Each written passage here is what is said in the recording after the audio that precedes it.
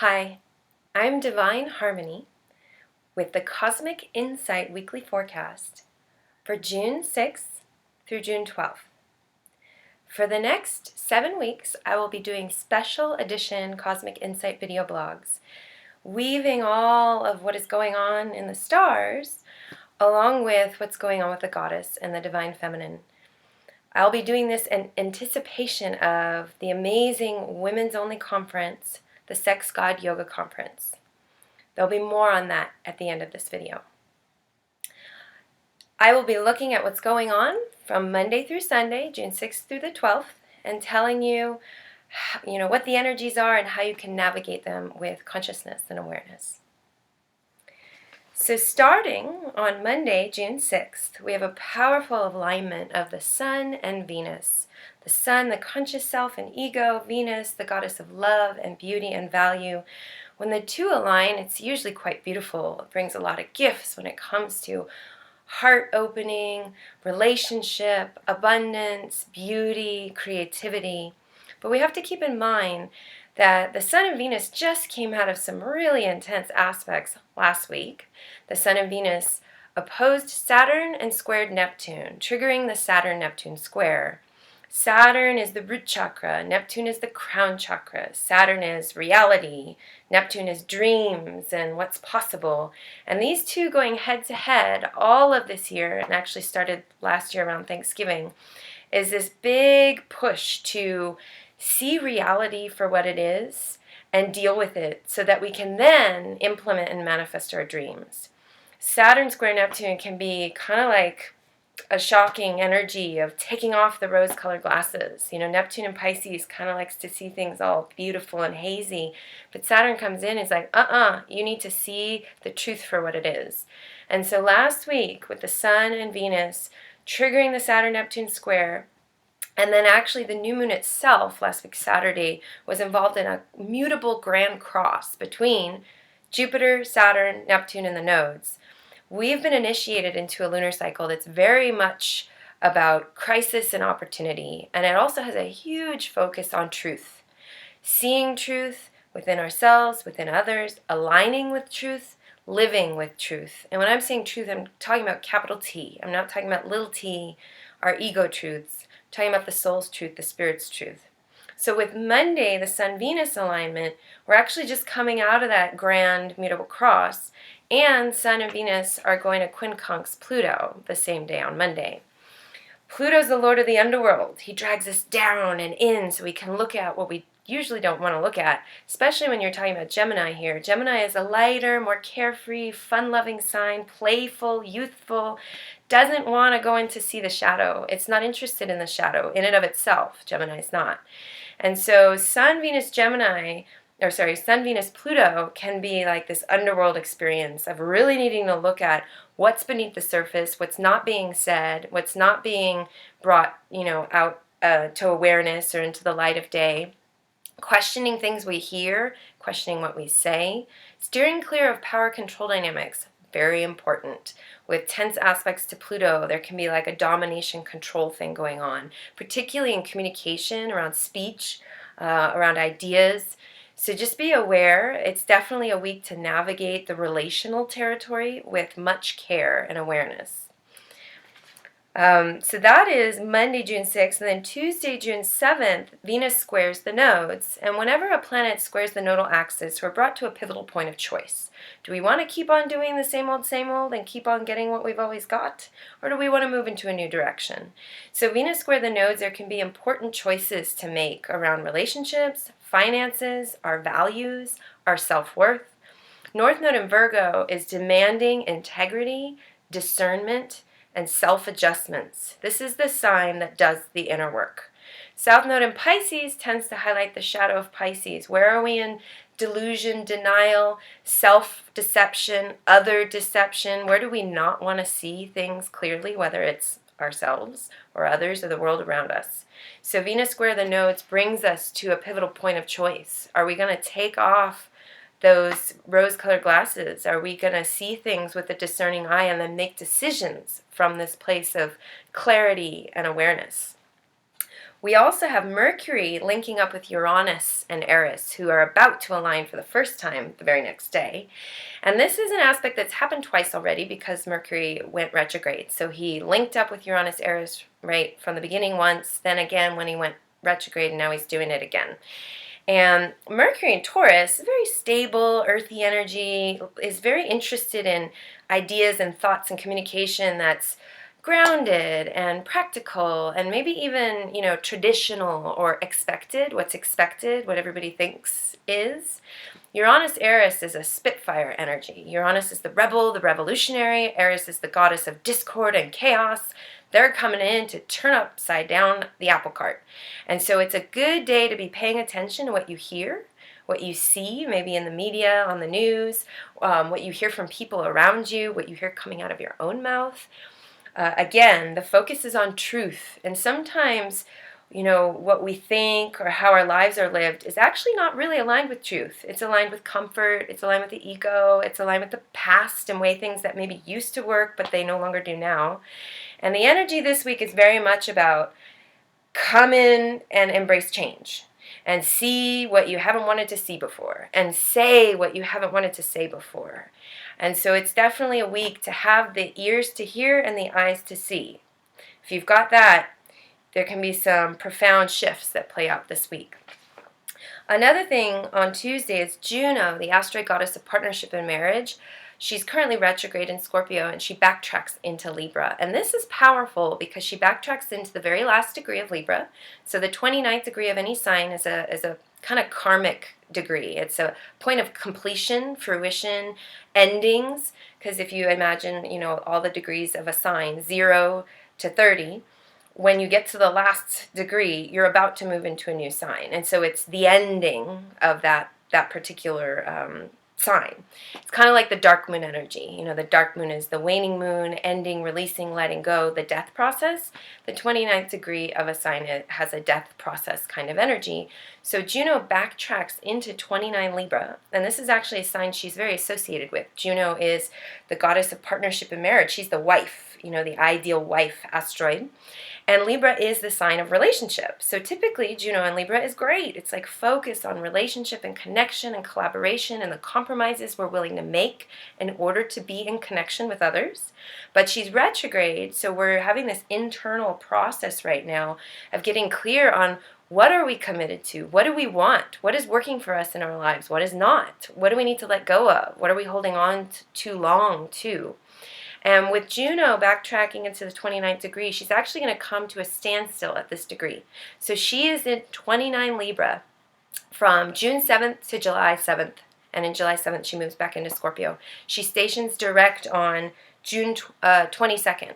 So from this whole month, she's going to be stationing, slowing down to go direct, all at 29 Libra, which is a huge sign of karmic completion in relationships. There can be endings. There can be a need to move on. There can also be an ending, particularly and more importantly, in the patterns we keep playing out ad nausea in all of our relationships. If you, can use some honest self-reflection, I'm sure you can look at your relationship history and you can see a certain theme that plays out in pretty much all of them. And so Juno stationing at the 29th degree can be a huge time of reflection on what is that underlying theme and why does it keep playing out and why do you keep attracting similar circumstances into your life. If you look at all of your relationships, romantic but also business, friendship, and you see a particular underlying theme, the lowest common denominator is you, not all those other people. So you can't blame it on the other people. I'm sure they have their part in things, especially if, things ended badly or whatever. But you attracted these situations into your life for a reason, and there's a lesson to be learned. The thing is, once you learn the lesson, you no longer need to attract that kind of circumstance because you got it. And so Juno at the 29th degree this next whole month at a standstill, huge time to start seeing those themes and those threads and then doing something about it, as opposed to being the victim of circumstance and thinking, oh, it's happening to me. So very powerful time for relationships in the upcoming month. So that's Tuesday the 7th. Wednesday the 8th, Mercury sextiles Chiron, the wounded healer, which is a great aspect for communicating from the heart. It's a good time to be in therapy, doing dream work, working with the tarot, with astrology, anything that's, helps you see yourself in deeper and, more expansive ways. It's a good time to communicate with others about our wounds and our pain, or hold space for others to share that with us. It's a very healing energy. That is also the day Uranus aligns with Eris, and I've got my eye on this aspect. I'm actually kind of excited about it. Eris is a dark goddess manifestation. If you know anything about her myth, she's the one in Greek mythology that didn't get invited to the wedding because she was kind of disruptive and nobody liked her or whatever. And so she got pissed, and so she shows up at the wedding uninvited, and she takes a golden apple and she throws it in front of the goddesses. Venus, Athena, and Juno, I believe, are the three goddesses. And on the apple, it says, "To the fairest." And then the goddesses all fight over who's the fairest, and then it turns into the Trojan War. So Eris creates this disruptive energy, but she gets a bad rap because actually Eris's medicine is that she sees what nobody else is looking at, and then she exposes it. And the goddesses, I'm sorry, if there wasn't already some kind of superficial, cattiness between them, they wouldn't have erupted into a huge argument over who's the fairest. I mean, that's really kind of, let's talk about some other more important things. Who's kindest, who's doing the most good in the world, who's able to help people, who's the fairest, that's what you're going to fight about. Eris exposed that. And that's actually the energy of Eris. She shines a light on what nobody's looking at, nobody wants to see. She speaks the truth that people don't want to hear. But it's truth. Just because you don't want to hear it doesn't mean it shouldn't be said. And so Uranus, the rebel, the revolutionary, the great awakener, aligning with Eris, who shines a light on, what's not being looked at, and then creates upheaval and chaos as a result, which is a necessary part of taking down old foundations. When we've built our house on a shoddy foundation, or at some point the foundation, starts becoming decrepit, you got to take it down. You don't just leave the house up and go, oh, well, I'll wait till it falls apart. And so that's what Eris and Uranus are doing right now. And in Aries, there's some fiery, feisty energy playing out. So we need to be aware and navigate the terrain this week with care. Aries positively can activate the activist within us, the warrior, the one who's ready to take a stand, say no. Say, no, this is not okay. I'm not going to put up with this. Like, self-preservation instincts, personally, collectively. Shadow side, though, is Aries is, ruled by the god of war. And there can be a lot more anger and aggression and rage energy. We want to have healthy outlets for our anger and rage. We don't want to be stuffing it and imploding. We don't want to be, exploding it out in reactive, impulsive ways. So, having tools for navigating these fiery realms is important this week. So that's Wednesday. Thursday, the 9th, Mercury opposes Mars, who's retrograde. And Mercury's the mind and the intellect, and Mars is the warrior. And, of course, right on the heels of Uranus, Eris, this kind of carries over to the next day, more of that fiery, feisty energy. Positively, it's a great time for being direct, speaking truth, seeing what needs to be seen. Shadow side, though, it is in opposition, so it's, more conflictual, and we really need to be aware of communication. How we communicate, power control dynamics, steer clear of them. Communication is to share one's truth. It's not to whack someone over the head so that they can believe in your truth. This is what causes wars. It's like my truth and their truth, and I'm good and they're bad. And that creates polarity and duality, and the whole point of evolution and enlightenment and wholeness is to bring all those fragmented pieces back in and integrate them and bring them back into union. So Mercury, Mars, be aware of how you communicate. Be aware of when you navigate roads and travel. Mercury does rule communication as well as travel. So driving, flying, whatever, be aware. There's a more fiery, feisty energy playing out. And then also from Thursday to Friday, Thursday the 9th to Friday the 10th, both Sun and Venus link up with Ceres. Ceres is the great mother asteroid goddess. She has to do with nurturing and nourishment, safety and security issues. And with the Sun and Venus harmoniously linking with her, it's actually a great time to become more aware of what we need to feel safe and secure, to feel nurtured and nourished, how we want to nurture and nourish others. With Gemini, there's definitely a whole thread around communication and sharing truth with each other. With Aries, there's also a thread of independence and freedom. Like there's a value put on independence and freedom right now. And anyone who is trying to trap you or limit you, restrict you in any way, you might not be loving it and may even react to it. This is a week to be aware of reactivity. We want to be responding to situations, not reacting like a knee-jerk energy.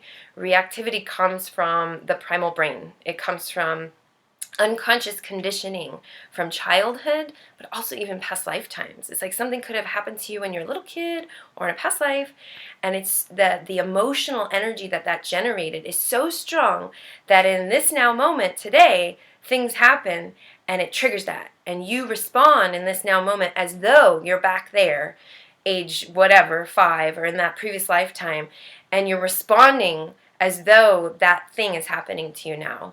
And so there's a lot of work to be done at the moment around reactivity.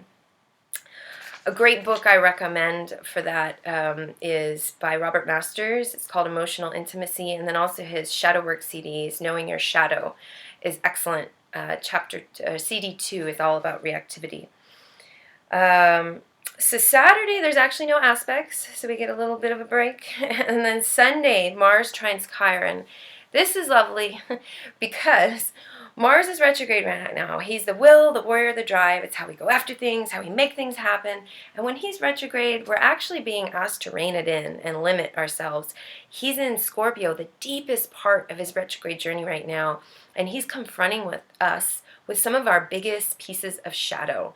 Scorpio rules all the taboo topics of society: sex, death, money, power, and control. Things that people are obsessed with or afraid of. Scorpio rules them. And so Mars, retrograde in Scorpio, is asking us to confront our biggest fears and our biggest obsessions. He's asking us to look at where are we being run by our egoic desire body? Where are we just kind of going with it, running on that primal brain energy and thinking it's coming from a higher place? Like we're really needing to check ourselves. Or where are we running away from something because we don't want to deal with it, and it's like the fear comes up, the fear response. So Mars trine Chiron is a lovely aspect that helps us to gain greater awareness of our shadow pieces and dynamics, and also helps us with the healing process. Because both are in water, emotional energies can be strong, but also the potential for emotional healing and emotional opening and shift. Like very beautiful, actually great time to be in therapy or doing your own therapeutic process, dream work, journaling, whatever. Also that day, Venus links up with Uranus and Eris. So Venus, Uranus, Eris values freedom and space. It's like doing things differently, having some fun, breaking free from the chains that bind.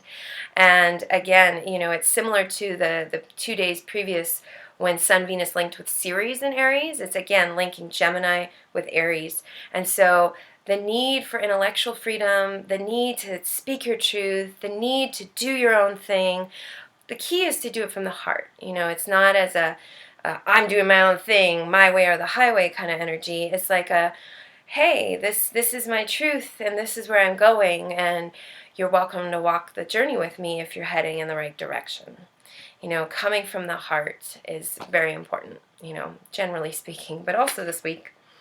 And then 2 other things to close out the week. Sunday, Mercury quincunxes Juno at the very last degree. So Mercury at 29 Taurus, quincunxes Juno at 29 Libra. This can bring up a huge focus around relationships, commitments, contracts, collaborations, us communicating about what is and is not working, us getting clear in our minds about what is and is not working. Where are we not speaking up and saying what we need to say, setting our boundaries, saying no, or alternatively, where are we digging in our heels and stubbornly refusing to work with others, collaborate with others, find a middle path? And then Mercury moves into Gemini. And Mercury in Gemini is actually very strongly placed. He governs Gemini, so great for communication, travel, learning, exploring, teaching. It's the very mental energy. Of course, the shadow side is being overly mental, coming from the head up, thinking about everything, particularly thinking about feelings. You don't want to think about your feelings. A little bit is okay, but you want to feel your feelings too, and you want to be in your body, feel your sensations, and be physically inhabiting your sacred temple. And so Mercury and Gemini, just being aware of being too in the head, too flighty, too changeable, too superficial. These are shadow sides of Mercury and Gemini. And yet there's also some beautiful gifts, of being able to communicate, share truth, speak up, express the self, but also be sure to hold space so that you can receive the truth of others, that you can hear what others have to say. It's all about a give and take. So that is the forecast for Monday, June 6th through Sunday, June 12th. As I said, these upcoming forecasts with a focus on the goddess and divine feminine energies is all in anticipation of the amazing Sex God Yoga Conference that's going to happen in July. This is an online women's-only conference. I will be part of it. I will be giving a talk on the sacred feminine in the stars, and there's so many other amazing teachers that are weaving in their own wisdom that they have gleaned from their experiences on planet Earth. And there's going to be stuff on sexuality and psychology and mythology and ritual and ceremony. There's so many different layers and threads. It's going to be a phenomenal conference. For more information, go to whereismyguru, Guru, guru.com/sex-god-yoga. And you can sign up now. It'll be in July. It's going to be phenomenal, and I hope that you will join us in the sisterhood that's circling up together. Thank you so much, and I'll see you next week with the forecast for next week. Have a wonderful day.